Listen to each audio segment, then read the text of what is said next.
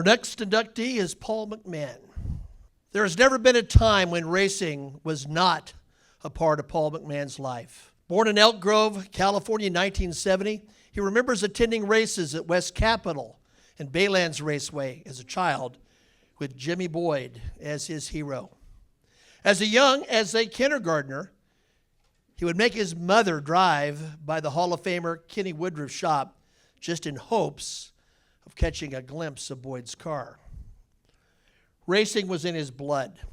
His grandfather, James Peniagua, raced midgets with the Bay Cities Racing Association in those heady days following World War II. But he became well known for his work constructing quarter midgets. His contributions to the sport resulted in his induction in the Motorsports Press Association and Quarter Midgets of America Hall of Fame.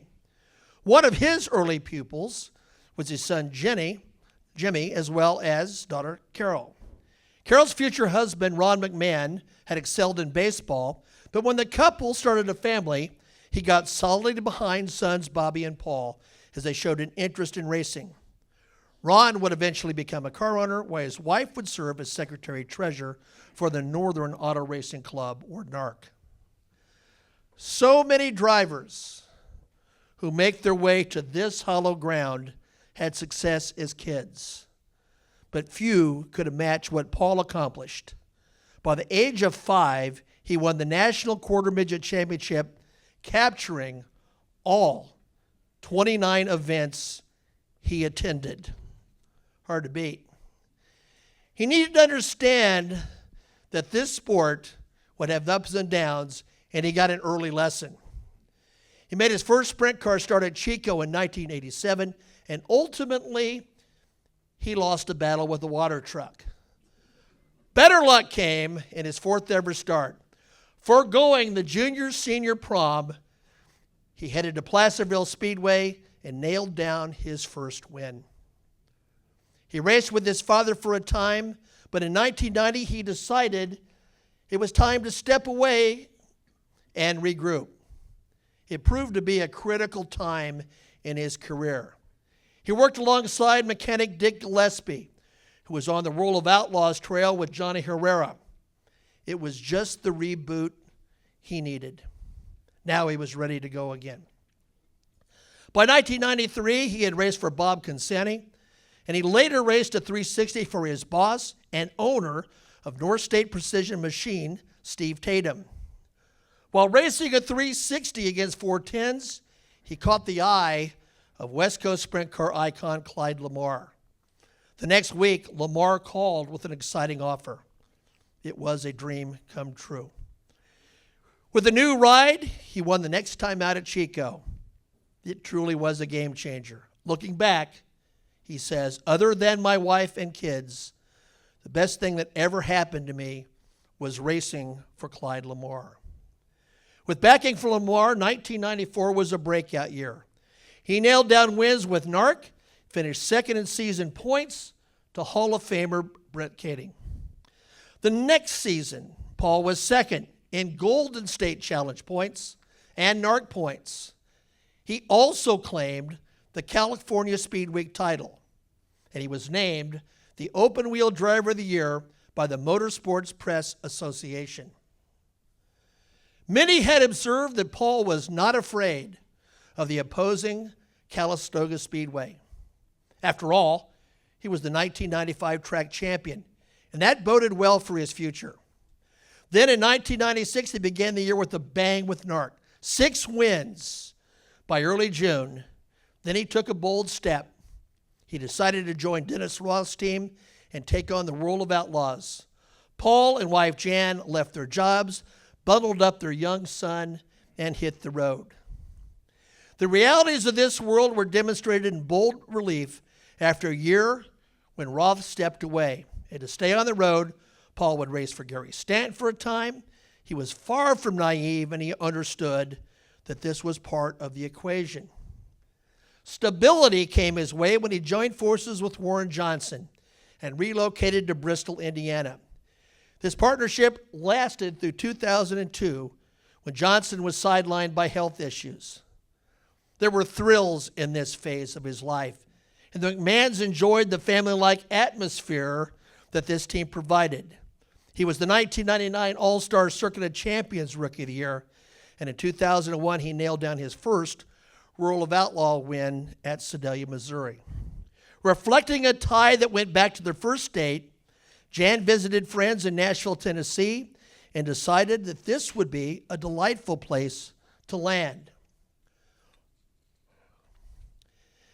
One aspect of his career we all shared. That's when his wife Jan was diagnosed with breast cancer.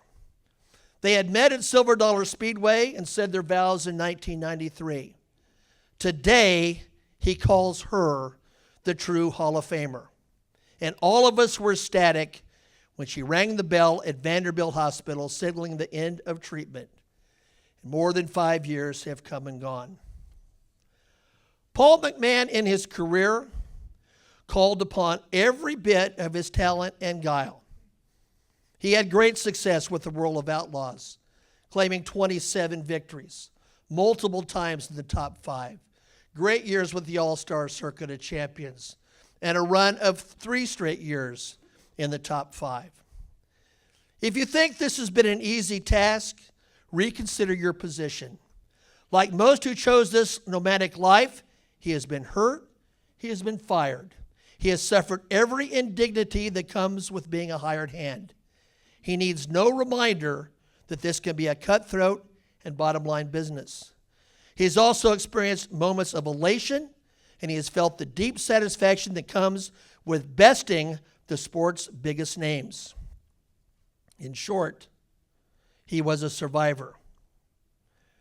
When he looks back at his extensive career, he can think about the Outlaw wins, the All-Star wins, the Ohio Sprint Speed Week Championship that came his way, so many years in the highest echelons of sprint car racing near the head of the class. But he says, there is nothing I would have changed. I was fortunate enough to find a wife that let me do what I wanted to do, and I would have loved to have won more races and championships, but that didn't work out. But I have won my fair share and feel I have left a good footprint and legacy.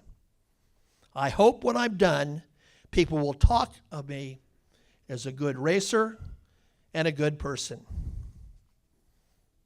My wife and I believe in karma, and we have always done things to try to help others. Now everything comes back to us. As you know, he suffered a concussion here at Knoxville around 2021, which began the process where he began rethinking about his career. He was able to go back home, back to California, and run his final race. And I have to say a word about Joey and Shannon Saldana. They lied to Paul that they would love to be there, and they couldn't make it. And then they showed up, which made it all the better for us. Yeah, that thing called karma, because Paul McMahan had talent, integrity, he can rest assured that people will indeed look at him as a good racer and a good person. But what's more, guess what? When they think about Paul McMahan today, they will call him a member of the National Sprint Car Hall of Fame. Ladies and gentlemen, Paul McMahan.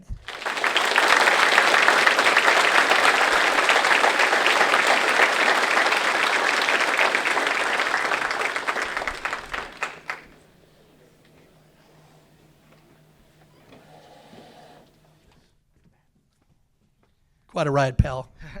Yeah, it has been. I told you this was okay. Just first off, I just got to thank my wife, my 2 kids.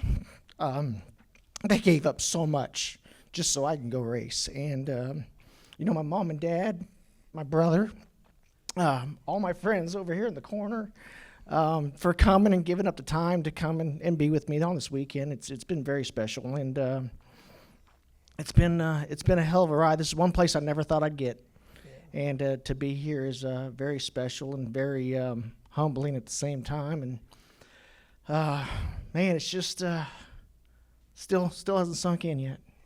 had some good runs with the Clements. You had a great run. Tom Book and you had a good partnership for a number of years. You had a string there where you won 12 with the Outlaws. That were some of your better years in terms of the final points. I mean, I know when you're in the middle of it, it's hard to sort of step back and say, you know, hey, I'm making a mark here at the highest level, and the record shows you did.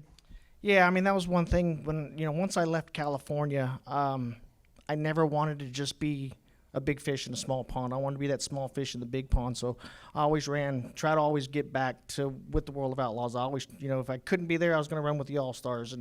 And when times came, when I was in the All-Stars and there was an opportunity to go back to the Outlaws, I went back to the Outlaws. So that's why I drove for so many race cars, because I was always trying to get back to that top echelon point to race. And to get to that point and to say I did it was, I remember I was 8 years old at the Outlaws first came to West Capitol, and we ended up at Bob Clausen's house, and Rick Ferkel, Steve Kinzer, and Danny Smith were there. And from that day forward, that was when I said I'm going to go race with World of Outlaws one day. And fortunate enough, my dream came true. I've watched this over the years. We've seen drivers who have been a flash in the pan. They've had moments of brilliance. They've torn up equipment. I mean, as a driver who could be counted on to be ethical, to race the right way, to try to load the car up on the trailer and do the best you can. That's why a Tony Stewart Racing or a Casey Kane or someone calls you, that they're someone that they know, we need a job done and we've got a reliable guy who can get that. I mean, when you look back, yeah, you ran a lot of cars, but those were good teams.